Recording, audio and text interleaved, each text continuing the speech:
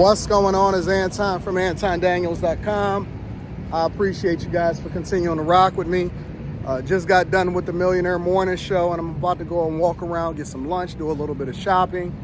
But I want to speak a little bit more on this whole Tyrese situation, right? And the reason why I want to speak on this Tyrese situation is because we've heard her go on to the Hardly Initiated podcast. And now I'm realizing, which I didn't know before, but you guys informed me today on the Millionaire Morning Show, that she had her own YouTube channel, which I plan on checking out very shortly.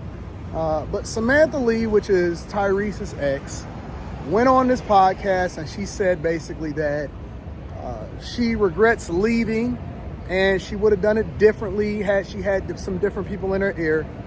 And then Tyrese responded and he basically blew the whole spot up. And he said, listen, if you had such this great demeanor and sentiment, you would move a little bit differently. You would cancel all of these 3 different lawyers that's on my back.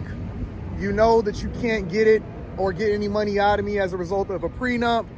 And you're leveraging child support, which I believe that the family court laws need to be updated because of stuff like this. He's saying that basically you're leveraging family court laws and child support in order to basically substitute for alimony, because my prenup is basically highlighting how you shouldn't get anything, right?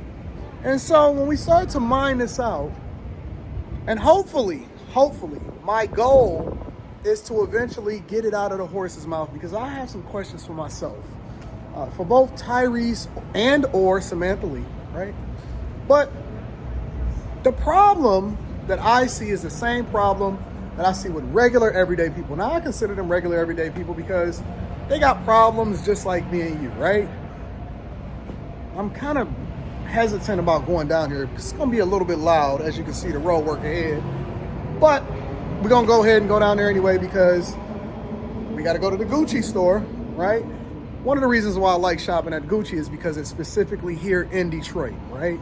And I like to only shop, well, I do a little bit of luxury shopping. I was at Burberry over in Florida just a couple days ago, and I wound up picking up a bunch of stuff, and then I took my daughter over to Dior or whatever, so on and so forth.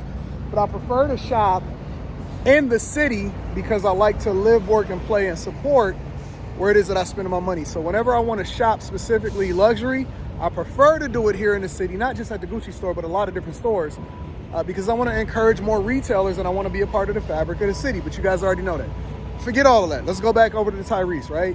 When Tyrese was breaking down and he was basically saying, listen, you got 3 lawyers on me. I'm paying $20,000 a month in child support. And you make about $160,000 a month on your own. I don't know how she make money on her own. I'm assuming that it's through social media or anything like that, right? And then he started to break it down and he said, listen, you wanted to come back. And I said that no, and all of this stuff. It just basically tells me that the sentiment of people, because he described her previously as a woman that was basically not for the streets, and she didn't like the fact that everybody was all in the spotlight and everybody was trying to champion and talk about what it is that they was wearing. And she was completely opposite of that. But now she has become that, because she's leveraging her visibility in order to try to monetize off of the fact that she was with Tyrese. So many updates. So you see all of the streets closed. They're repaving all of the streets. This literally is brand new up here. All of this right here is brand new.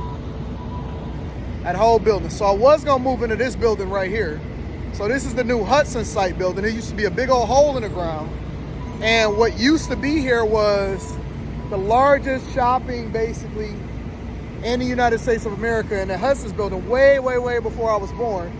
And so this is like the retail office space.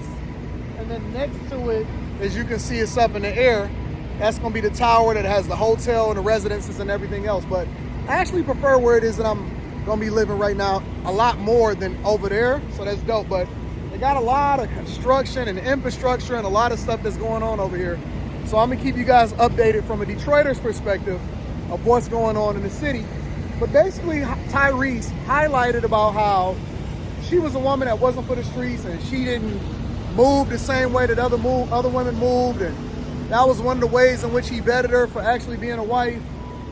And now he finds out that, what's up? He finds out that she's completely opposite of that, and that she's the same as every other woman. And so here's my question for you. Is it Western culture? Is it how women are inherently? Is it the fact that they are just hypergamous? Or is it they have a different sentiment depending on what they're exposed to?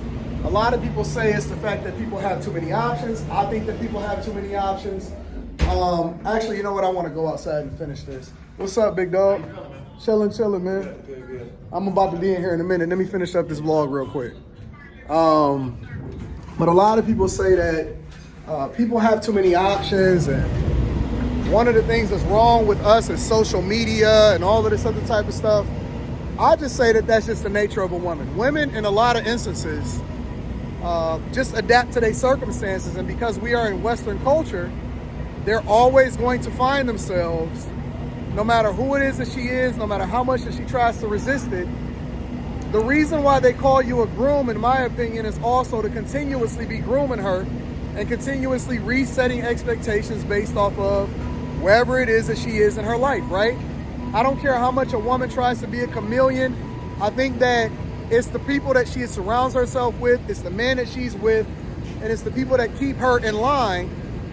Of course, you know, she has her own ability to be able to make her own decisions or whatever, so on and so forth. But I think that is largely based off of your environment. You adapt to your environment. Women are largely chameleons, and I think that that word chameleon applies to more than just saying the thing that they think men want to hear in order to be able to get a leg up. I think that that also applies to the sentiment of who they are and adapting to any environment in order to survive and thrive, right? So, no guy is immune. If Tyrese can't get past it, if Tyrese can't evolve past it, then what makes you think that most guys is above reproach? You know what I'm saying? So I think that a lot of people need to start waking up, especially men. Men need to wake up. They need to adapt. They need to do things differently. Stop being so easily taken advantage of by thinking that you're above the group. Even if you are one of the ones that's able to be successfully married or in a relationship or has dodged a lot of the issues that a lot of guys are suffering through, it doesn't mean that you're absolved from it, because what happens to one person ultimately affects a lot of people, and we have to be our brother's keeper, similar to how women are on code with each other, but we gonna do it differently. We gonna do it in the right things, right?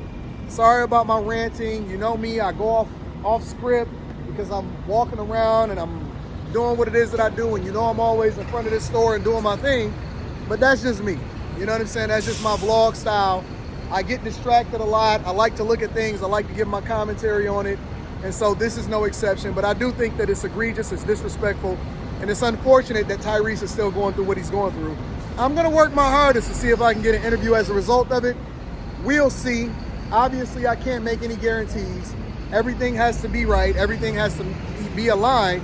And more importantly, there's no guarantee that they'll even want to have a conversation with me anyway, especially that I'm giving my commentary on this. Listen, I love you guys. I appreciate you. Stay focused. Do not find yourself under duress. Be very, very careful. And do not think that you're above the group, because you're not. I'm going to holler at you later. Peace.